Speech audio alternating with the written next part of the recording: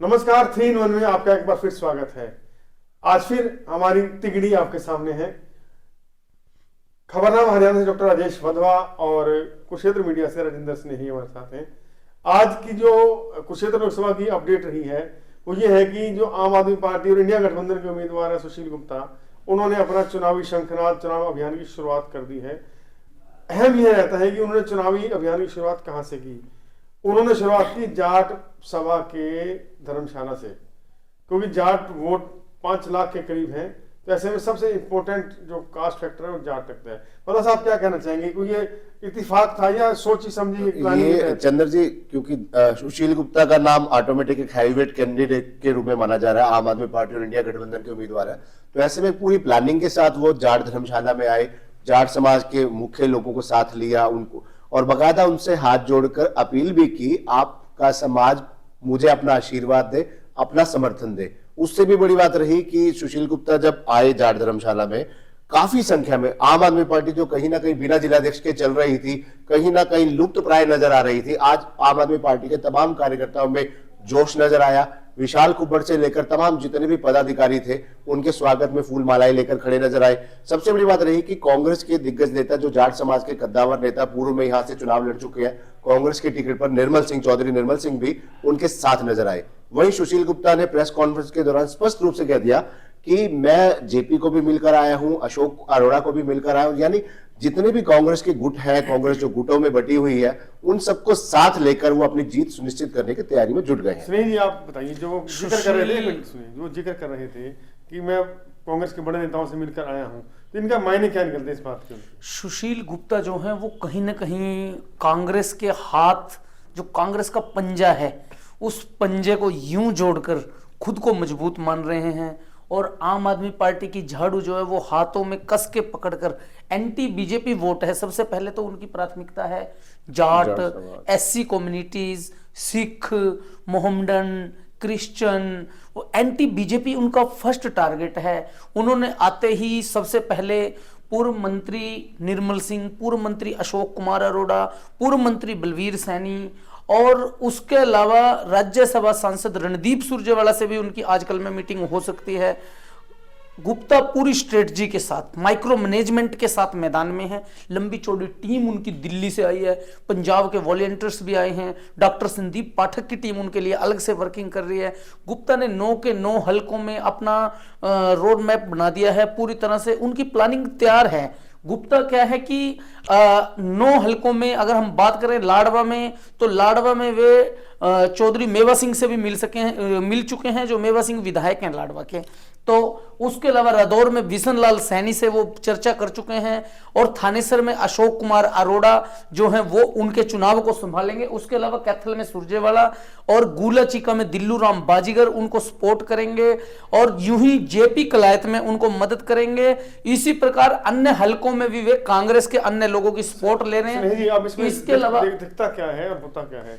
जो आप कह रहे हो स्वाभाविक है, अभी कांग्रेस किया तो सपोर्ट करेंगे, लेकिन उसमें राजनीतिक, जिस तरह प्रवीण चौधरी हैं, बड़ा नाम आम आदमी पार्टी का, वो नदारत हैं, ना कल दिखे ना आज दिखे, और ना उनका जिक्र है।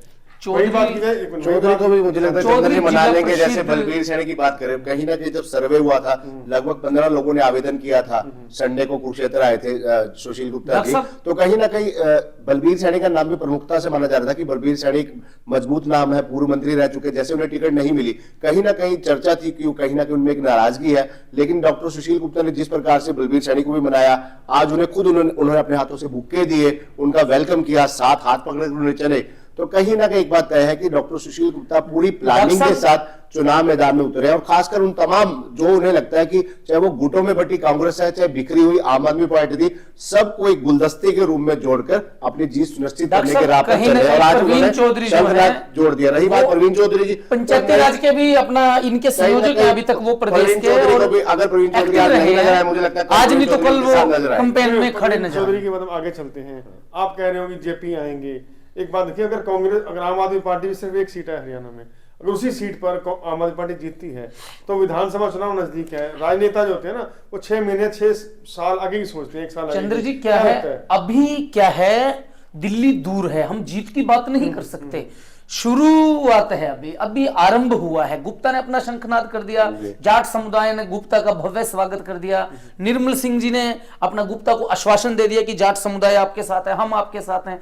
अभी केवल आम आदमी पार्टी ने प्रत्याशी घोषित किया है, अभी भारतीय जनता पार्टी की चाल बाकी है, बीजेपी यहां सबको चौंका सकती है। निर्मल सिंह जी ने एक बात कही, जब एक सवाल पूछा गया कि क्या जाट समाज का अगर उम्मीदवार भाजपा भी देती है तो क्या तब भी निर्मल सिंह और जाट बिरादरी एक तरफ रहेगी, तो उन्होंने कहा कि भाइयों में वोट बढ़ती है। तो निर्मल ने एक चीज और कही कि कौरव और पांडव भी भाई थे। निर्मल सिंह जी ने कहीं ना कहीं सीधा एक किस्म से भाजपा को सीधे रूप से चेतावनी दे दी कि भाजपा भी भाई थे। उन्होंने ये भी कहा है, कहा कि भाजपा की ऐसी पॉलिसी नहीं है, भाजपा की ऐसी कोई उन्होंने जाट के नाम पर ये कहा कि भाजपा जाट को नहीं दे सकती, भाजपा जाट नहीं उतारेगी। पॉलिसी कभी नहीं थी भजनलाल शर्मा को मुख्यमंत्री बनाया जाए, भाजपा की पॉलिसी कभी नहीं, लेकिन ऐसा नहीं, भाजपा की पॉलिसी नहीं थी कि जाट को राज्यसभा भेजा जाए, बराला को भेजा जाए। जिस हिसाब से अग्रवाल समाज ने कैंडिडेट उतारा है, तो भाजपा का कैंडिडेट किसी भी समाज से हो सकता है, जाट समाज से भी हो सकता है, रोड समाज से भी हो सकता है, शहरी समाज से भी हो सकता है, पंजाबी समाज से भी हो सकता है, किसी अन्य समाज से भी हो सकता है। कहीं ना कहीं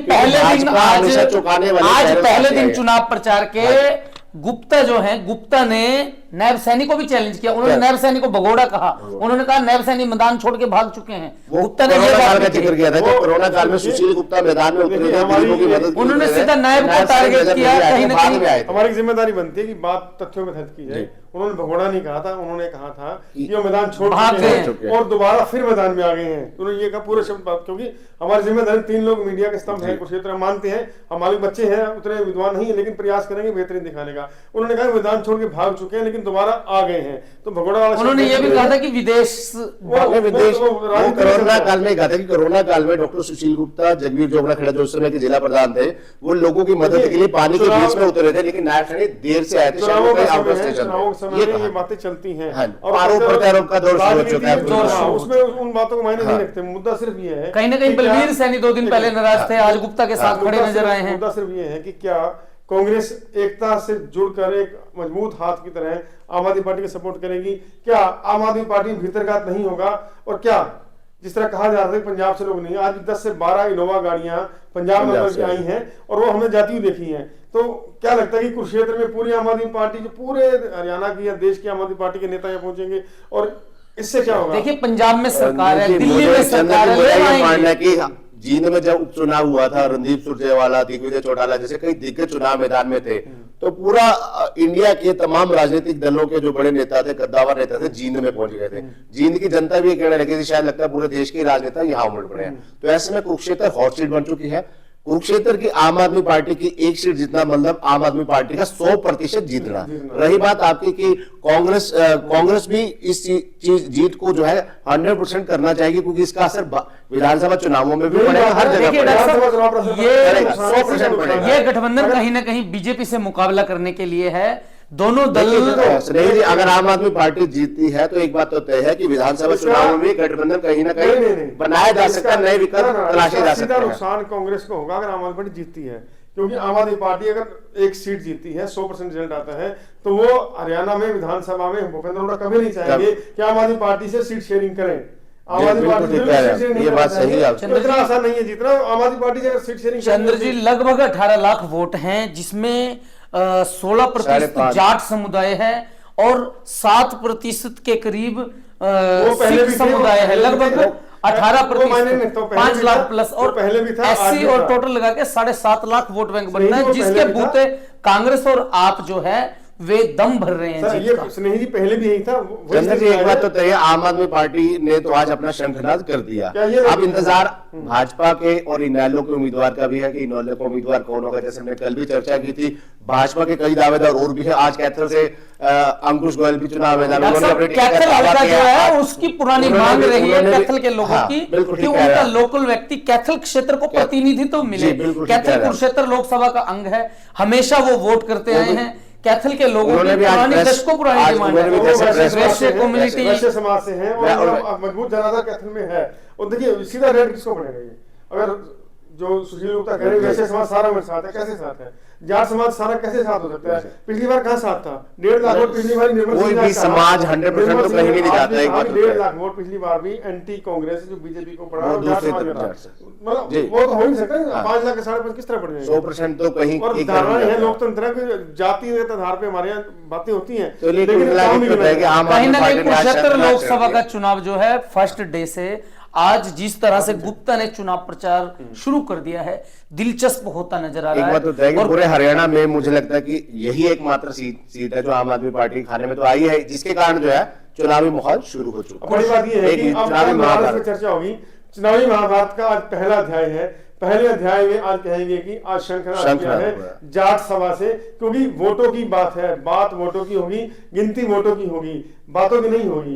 पहला प्रयास। और दूसरी बात, अगर कांग्रेस आम आदमी पार्टी या इंडिया गठबंधन ने शुरुआत जाट सभा से की है तो हैरानी न करना, जो इनेलो सपोर्ट वहीं से शुरुआत करेगी। और जाट जेजेपी भी वहीं से शुरुआत जाट करेगी। सभा तो एक सामाजिक संस्था है, कोई भी आए वो दरवाजे सबके लिए खुले हैं। तो ये कहना कि जाट समाज ने पूरा आशीर्वाद दे दिया आम आदमी पार्टी को, बिल्कुल तर्कसंगत नहीं है। और दूसरी बात, पहला दिन है, अभी कई प्लेयर मैदान में आएंगे, कई छोड़ेंगे साथ, कई रूठेंगे, कई वो मनाया जाएगा।